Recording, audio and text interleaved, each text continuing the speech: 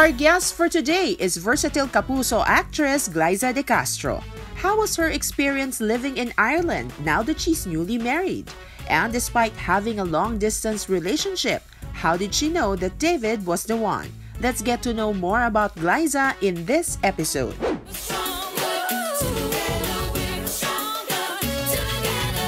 Hi Glyza, welcome to Stronger Together, the GMA Pinoy TV podcast. Hello! Thank you for having me. Hi, Tony. Kamusta po? Kumusta ang pagiging Mrs. David Rainey? Kamusta ba? Wow. Ang daming mga pagbabago. Officially, hindi ko pa binabago yung pangalan ko sa Instagram at sa mga social media accounts ko kasi kanirenew ko lang din ng passport eh. So parang ang hirap baguhin lahat drastically. Pero ang saya, exciting kasi lagi kong sinasabi to sa mga kaibigan ko at sa mga nakakausap ko na ang sarap ng feeling na yung taong wini-wish mo na nandyan, alam mong nandyan talaga forever. Yung kapag ka magpaplano ka, it's more exciting to plan things with another person that you know that you're gonna be spending the rest of your life with. Naks, wow. A lot of people were surprised when you announced that you got married last year. What made you decide to finally share the news to your fans? Yes. We didn't announce it right away kasi since yung family ko nga ay hindi nakapunta sa wedding, sa Irish wedding. So, gusto namin i-celebrate muna within the family yung milestone na to. And we just wanted to enjoy it muna with close friends. Naging successful din yung pag-uwi namin at yung pag-enter ni David sa Philippines kasi time na yon hindi pa close pa yung borders ng Philippines. We tried to talk to my managers and help us come up with how to announce it. And ayun nga, luckily si Kapuso mo Jessica Soho, naging interesado sila dun sa story and Valentine special nila.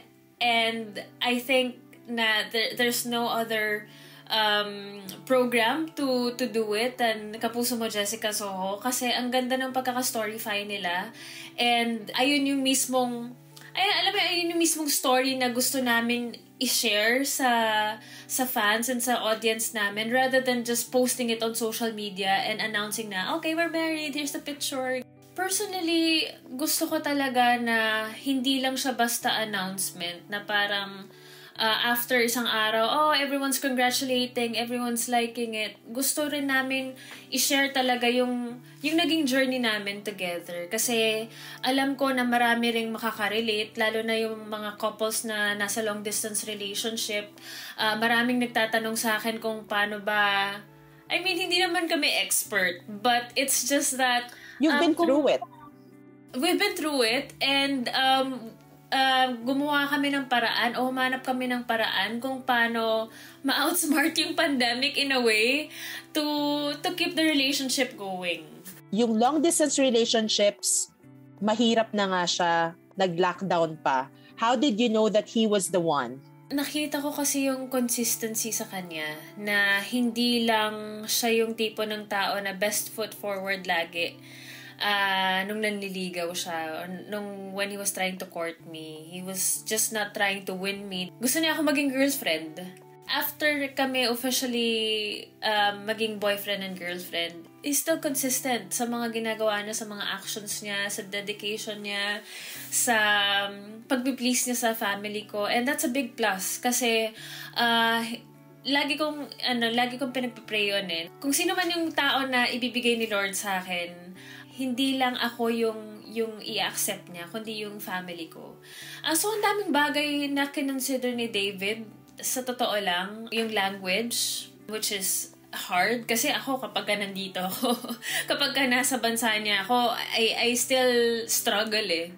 Kasi even though nakakaintindi naman ako ng English, it's not my first language. Hindi yun yung language na ginagamit ko araw-araw. At saka iba ang accent nila, guys, di ba? Yung slang. Although it's English, but yung pandinig, di ba? Yung accent nila, iba rin. Iba yung accent, tapos yung mga ibang tao ang bilis pa magsalita. So parang talagang kailangan full attention, yung kailangan talaga nakaka-focus ako. Yung listening skills ko napapractice Sa talaga. American English 'di ba? Yung usual na normal, oo. A lot of the Filipinos have acquired yung western accent 'di ba? Kapag ka nagsasalita tayo ng English, most of the time may parang American accent pero dito kasi talaga iba. Iba talaga yung kahit yung mga simple words like house, sa kanila. Talagang, Pero, hindi naging hindrance yun sa pag-embrace niya sa kultura natin. Isa sa mga factors din ay yung trabaho ko. My schedule keeps on changing.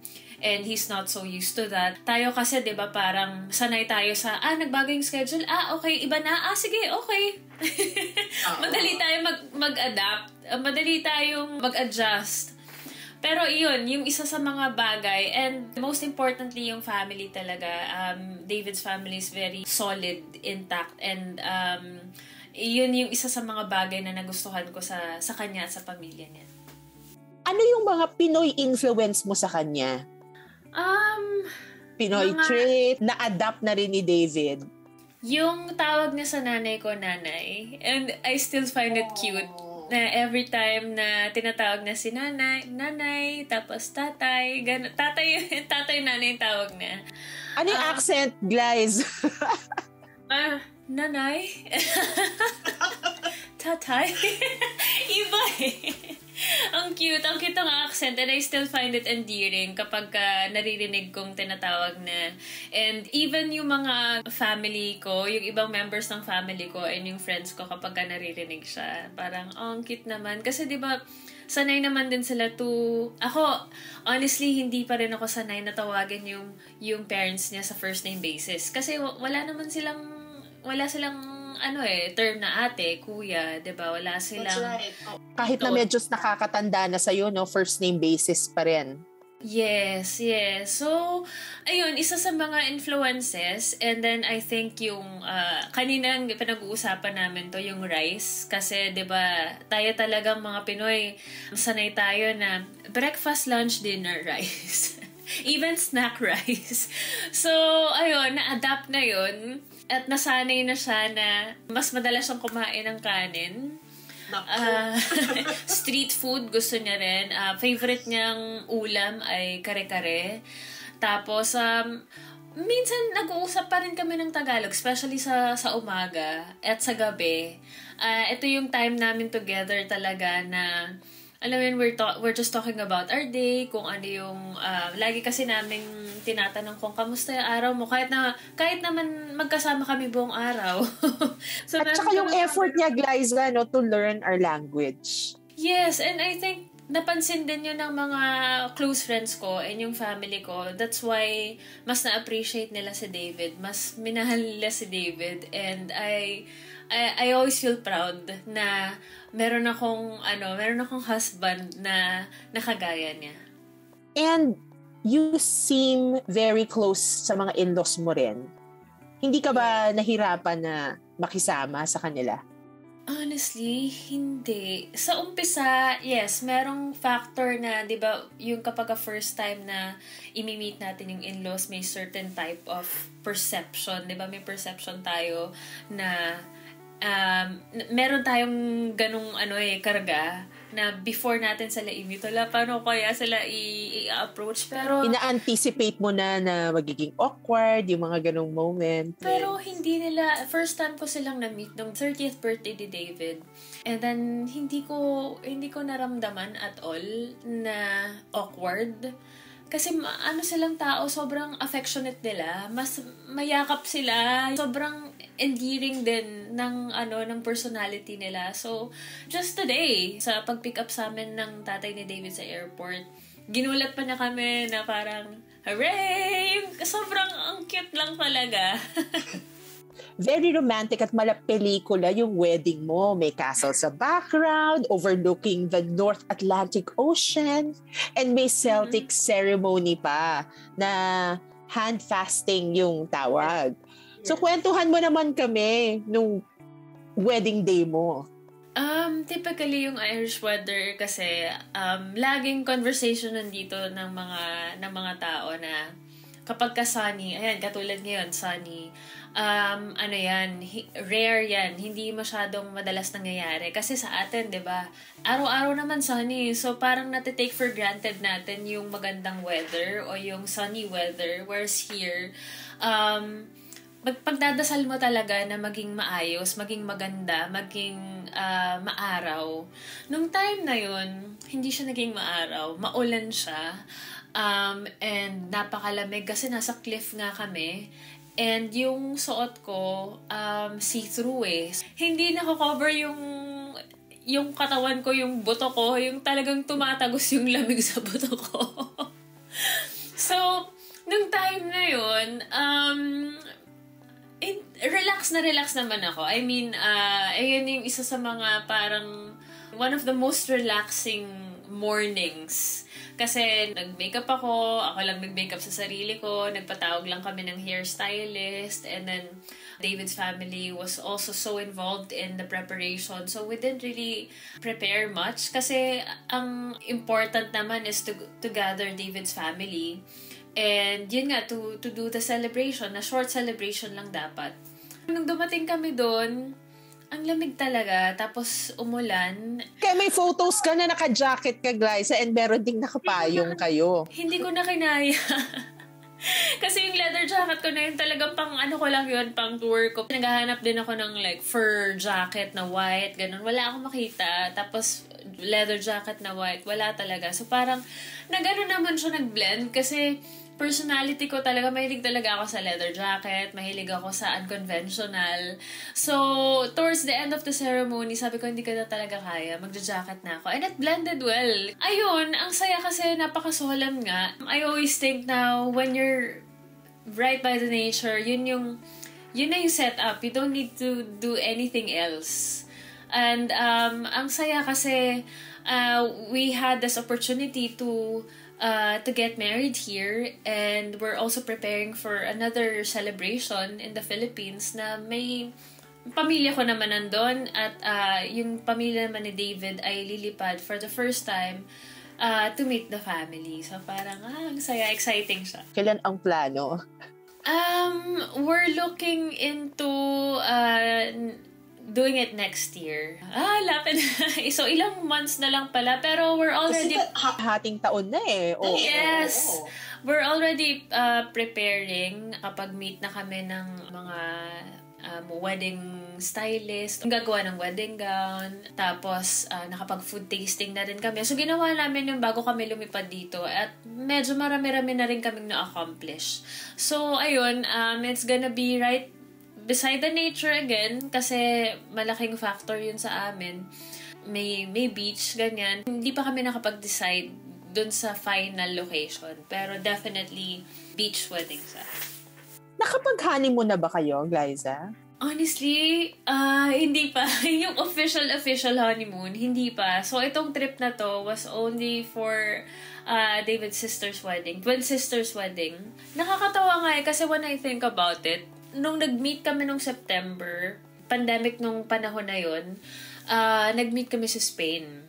Nung pagkadating ko nga sa airport, sa immigration, they didn't even check for my vaccination card, for my RT-PCR test, ganyan. People were still wearing masks.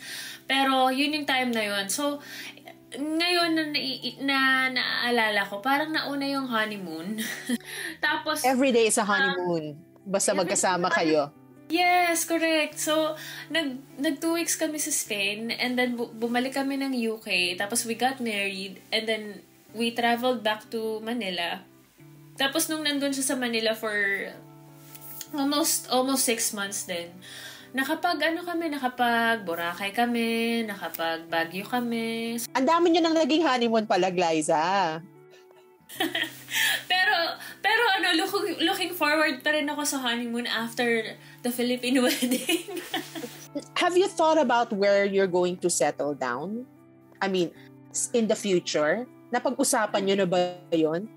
Lagi naming pinag-uusapan. Lagi naming topic yan kung saan kami magsisettle. Pero for now talaga, we're trying to settle sa Philippines. For now, yun yung plan. Kasi since I'm also still working, may mga pa rin ako, may mga commitments pa rin ako sa network. I'm grateful na we have that option. It's not as if we didn't have a choice kundi mag-settle sa Philippines. We always have the option to settle in the Philippines or in the UK. Sa ngayon, ayun yung parang naging plano namin. Maaaring magbago to, maaaring for the coming years. Pero it's parang I would say yung settle, parang hindi kami masisettle sa isang lugar. Kung titignan niyo kung ano yung ginagawa namin, parang kahapon lang nasa London kami, ngayon nasa Belfast kami, tapos magta-travel ulit kami. So parang iyon yung thrill. And I'm grateful na si David ay rin, napaka-adventurous na tao, game sa lahat. Ang sarap kasama sa travel. So, ayun, baka... At saka swak talaga yung personality nyo, guys, Yes, I think yun nga yun din yung isa sa mga factors kung bakit kami nagkasundo eh. At kakaiba ang glow mo whenever you talk about him. O, ayan, talagang in love na in love! Yes. Pero si David, full support siya sa career mo. He knows that you're an actress. He knows that you have commitments here. Wala naman siyang, kumaga, hindi kanya pinagbabawalan na, ganito ka na lang ha, mag-aartista. Walang ganon. Ay, wala. Kasi kung merong ganon, baka hindi kami mag-asawa ngayon. Pero yeah, he's very supportive. At kung maaari nga lang na makapanood siya ng false positive kasi nakikita niya yung mga trailers, nakikita niya yung nagsisend ako sa kanya ng mga videos and photos nung nagsushoot kami. Tapos nung nakita niya yung music video, sobrang proud siya at naramdaman ko na proud siya at excited siya sa ginagawa ko. Kasi parang sinasabi niya sa akin na hindi siya makapaniwala na kaya kong gawin yun, na I'm capable of doing things like that, na yung pag-arte, yung mga ganyang series. So, na-amaze siya. And I'm also interested kung ano yung magiging reaction niya kapag napapanood niya to araw-araw. Pero, ayun nga, sana may way. Kanina lang tinatanong niya ako na may way ba para mapanood natin yung false positive dito? Meron. Through GMA Pinoy TV. Ayan na nga. Speaking of false positive, ano ang aabangan ng mga kapuso abroad na fans mo sa false positive? Nako, kung sanay kayo na makita si Glyza na mataray, na palaban, na fierce, eto na siya, supportive and submissive housewife ni Edward de la Guardia, who will be played by Sian Lim. First ever Kapuso show sa GMA7. So, isa yan sa mga abangan ng mga kapuso natin abroad. At sa mga nangyayari ngayon, sa stress na nararamdaman natin paminsan, I think it's always important na makapanood tayo ng something na magpapatawa sa atin. At I think isa tong false positive na makapagpapawala ng stress nyo. Kapag pinanood nyo, hindi kayo masyadong mabigat yung feeling nyo after. Of course, there will be some takeaways every episode. So, matututunan nyo dito ay ano ba yung journey ng mag-asawa? Ano ba yung mga responsibilities na kailangan nilang panghawakan? At kung nag-switch yung responsibilities nila, paano nila itatawid yun? Paano ba suportahan ng lalaki ang babae at paano ba suportahan ng babae ang lalaki? So, ayun, ang dami kong pwedeng sabihin pero ayokong sabihin lahat kasi gusto kong mapanood nyo. At, para maabangan nila. Yeah, gusto ko rin malaman at marinig kung ano yung magiging takeaway nila yung sarili nilang takeaway kapag pa pinanood nila yung false positive. How was it working with Sian? Did you make an extra effort para ma-welcome siya since yun nga, bago siya sa network? Siya yata yung gumawa ng extra effort. Hindi kasi nakausap namin si Sian, sinabi niya yung Glyza na parang wala, lalo na sila Glyza. Siya yung unang na-awkward doon, pero you were so welcoming daw na sobra niyang na-appreciate kayong lahat at hindi niya na-feel na bago siya sa network. Yeah, siguro dahil naramdaman din namin. Wow, namin talaga. I mean, kasi close na ako kay Rochelle, nakatrabaho ko na si Buboy. 'Di ba? Most of the members of the cast, and especially yung prod, nakatrabaho ka na before. So parang familiar na ako sa kilos at galaw nila. Pero si Sian kasi, first time ko siyang makita. Alam ko, nasabi ko na rin to sa interview, medyo na-intimidate talaga ako sa kanya kasi parang feeling ko nga, suplado siyang tao na parang meron siyang sariling mundo. Pero, surprisingly, hindi pala. So, kaya nakakatuwa siya kasi sobrang siyang energetic, sobrang nakakahawa yung energy niya. Sa totoo lang, kapag ka nagtatrabaho, especially kapag ka lock-in taping, sa mga times na medyo feeling mo, kailangan mo ng extra energy, hindi siya nawawala ng hindi siya naubusan ng baterya. Hindi. Abangan niyo po sa mga susunod kong post kung gaano po ka-energetic si Sian. At feeling ko maloloka din sila sa mga mapapanood nila. Kasi talagang nahahatak niya ako. Doon sa energy na yun, nahahatak niya ako. Aabangan namin yung mga clips na yan. Yes. We're used to seeing you na drama, mataray ka, mabibigat na eksena, and then this one. Saan ka mas komportable? For the longest time, I've been doing drama. I've been doing, nakapag-action na rin ako. So, of course, komportable ako sa drama, sa genre na drama. Pero, I've always wanted to try comedy.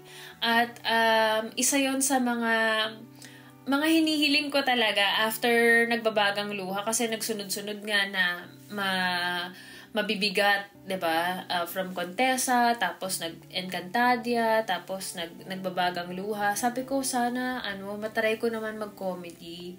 Nasabi ko rin to last time nung in-interview kami na mas nag-gain ako ng respeto sa mga actors na gumagawa ng comedy. Kasi ibang klaseng what do you call this? Genre siya. Dapat pagaganahin mo yung brain cells mo.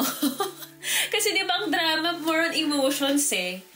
Dito kailangan witty ka, kailangan mabilis ka, spontaneous ka.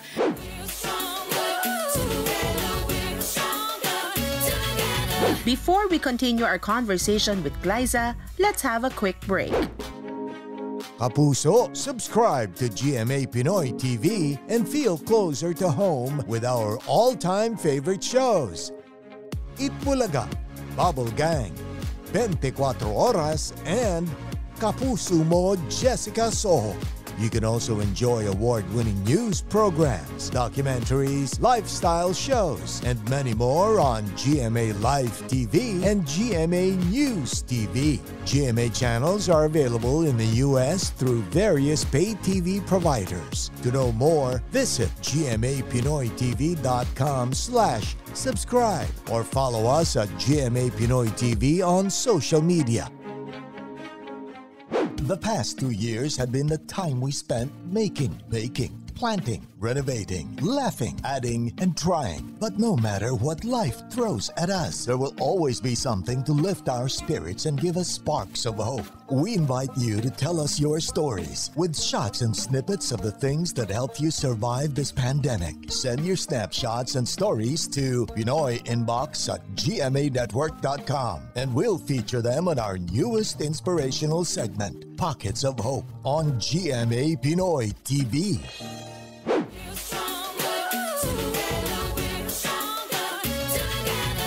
Welcome back! Who are the other actors that Glyza wants to work with? And Glyza shares some of her experiences when she met fellow Pinoys abroad. Sino pa ang mga gusto mong makatrabaho? Alam mo, hindi ko pa nakakatrabaho si Hart. Nakatrabaho ko siya before sa kabila pa. Si Bea, nakatrabaho ko siya sa kabila pa. Si Alden, hindi ko rin pa nakasama sa soap. Nag-guest lang kami sa Victor Magtanggol. Si Main. So, ang dami ko pa talagang hindi nakakatrabaho. Si Carla, ang dami ko pang mga, si Max nakatrabaho ko na sa Contessa, pero yung anong tawag dito? Sa soap or sa series, hindi pa. Madami pang projects na aabangan. Oo, yes. Maganda yan. Correct. Ano pa ang aabangan sa'yo ng iyong mga Kapuso Abroad fans? Sa TV or sa music mo? Yes, bukod sa False Positive, meron akong upcoming single na i-release. Malapit na yan. Nasa na kami. Kumaga parang 90% of the process na kami. Ito ay nasulat ko nung pandemic. So medyo long overdue na. Pero excited ako kasi ibang genre din to. Kumbaga parang this year, stepping out of my comfort zone na naman panibagong chapter ng life ko, panibagong chapter din ng career. Kung iisipin ko, parang ang tagal ko na sa industry, pero parang ang dami ko pa palang hindi nagagawa. Isa sa mga bagay na nagpapa-excite sa akin na trying new things, trying different things. And I think, ayun yung maganda sa showbiz maganda sa entertainment industry. Kasi ang dami mong avenues, hindi ka nakakulong. And I'm thankful na I have that opportunity na maglaro, na hindi ako nakaboxed in sa isang image or sa isang character. So, natutuwa ako na napagsasabay ko siya ngayon, yung music and yung acting. And I think this time talaga, kahit ako na surprise ako sa sarili ko dito sa song na nagawa namin. So, excited ako na parinig yun sa inyo. Are you planning on starting a family soon with David? Meaning kids? Children? Yes. Honestly, hindi pa talaga. Ipaplano nyo ba yon, Glyza? Or kung ano na lang yung mablessed kayo, kung dumating siya, yun? Or is this something that you want to plan, pero hindi pa ngayon? This is something that we have to plan, pero hindi pa ngayon. Kasi, we're still planning for the Filipino wedding, and we still want to travel. And ayun nga, parang pinag-uusapan namin ni David na mararamdaman namin siya. So, we're not in a rush to have children. Nakita ko yun sa sisters ko. Nakita ko sa sisters ni David kung gaano ka-challenging magkaroon ng isang anak. And i-build mo rin yung relationship nyo together bago kayo mag-add ng member sa family, kasi matetest talaga yung, wala pa ako sa point na yun, pero I definitely think na matetest yung relationship nyo once na nagkaroon kayo ng anak. So I think kapag dumating yung time na yun, ready na kami talaga. Madalas ka sa island, Glyza, di ba? Ano ang mga favorite places mo doon? Favorite places ko yung yung by the coast. Medyo malamig lang. Hindi lang siya kagaya ng init ng Pilipinas, pero ang saya kasing tignan dahil parang painting. So favorite ko yung countryside. Kanina nga pagdating namin ng airport, meron akong nakita na bago nilang paandar na merong Game of Thrones studio tour. Kasi Belfast, may nasa Belfast City kami. Nung mga previous trips ko dito, dinala ko ni David sa Titanic Belfast kasi apparently dito ginawa yung Titanic. So meron silang malaking building doon, tapos parang exhibit. Titignan mo kung paano nila ginawa. And medyo interested din kasi ako sa history. So, natutuwa ako na malaman yung history ng Belfast. Recently, pinanood din namin yung film na Belfast at kung ano yung nangyari way back mga few years ago. So ayun yung isa sa mga relate ka lalo na pag nakikita mo yung scenery mo. Yes, kasi nakikita ko yung mga landmarks, nakita ko sa movie yung ay napuntahan natin yan, yung mga ganon. Tapos yung Northern Irish accent na-recognize mo. Tapos favorite ko rin puntahan yung mga quirky cafes. Favorite namin ni David puntahan yung mga cafes kasi ang daming mga independent cafes dito. Wala sila masyadong big chains, like specifically here kung saan nakabase si David kasi they wanted to support local businesses. There's a chance to discover new places. Ayun yung mga favorite namin talaga. Parang minsan wala kaming plano. We're just gonna walk.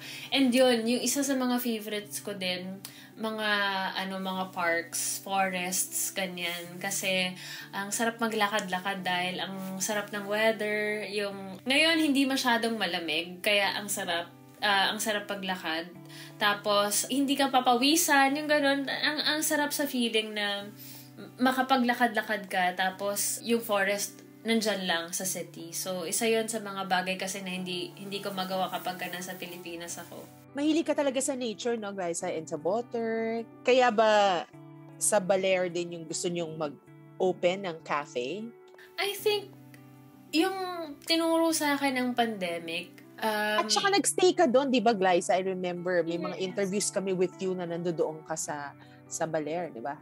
Yes, yun yung parang na-realize ko during the pandemic na it's always nice to have that balance kasi I've always considered myself na city girl dahil sa city ako nagtatrabaho. Pero na-realize ko na nung lumalaki ako, hindi naman ako talaga city girl eh. Lumaki ako katabi ng bukid. Na naglalaro ng mga suso na sa sa mga palaisdaan, yung mga ganun. So na-miss ko yung feeling na iPad noon. Oo. yeah, so kung magkakaroon man ako kung magiging ready man kami na magkaanak, gusto ko siyang lumaki na malapit sa nature, na ma-practice niya yung imagination niya with nature, na hindi lang medyo old school, pero gusto ko siyang lumaki na kung paano ako lumaki. At kasi parang nawawala na yun sa atin eh. Di ba sa technology ngayon, sa dami ng mga gadgets na nagsisilabasan, sa dami ng mga software and apps, parang it's always nice to look back kung paano tayo pinalaki ng mga magulang natin na walang mga ganong bagay. At exciting yung cafe na yan. Aabangan namin ang mga pictures and videos. Yeah. May na ba kayo? May plano na? Yes, alam na namin kung anong gagawin namin sa place. Opening na lang ang kailangan. Kasi sa ngayon parang ang daming ang nangyari. Pero lagi namin pinag-uusapan ni David na let's not rush things. Kasi supposedly yung pag-uwi namin ng Philippines, gusto namin na mag-open na. Hindi naman nangyari. So parang in perfect time kung kailan kami ready, kasi ang dami rin namin mga inasikaso pa, tapos may work din ako, so hindi namin naayos. Pero hopefully this year, let's see. Glyza, dyan, sa kaka-travel mo, marami ka bang namimit ng mga Pinoy? Marami ka bang namimit ng mga kapuso abroad? Nung nasa London ako, ang dami ko na-meet na mga Pinoy. Actually, may isang tour pa nga ako na sinamahan na puro Pinoy. Kasi ito yung mga tao na talagang dito na naka-based. Sa Ireland, wala pa akong masyadong na-meet. Pero si David, nakamit siya ng Pinoy.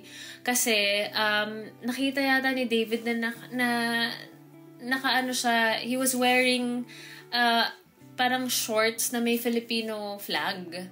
So, in-approach na. Tapos apparently, taga Pilipinas. Tapos he's married to an Irish lady. And then yun, parang ang saya lang.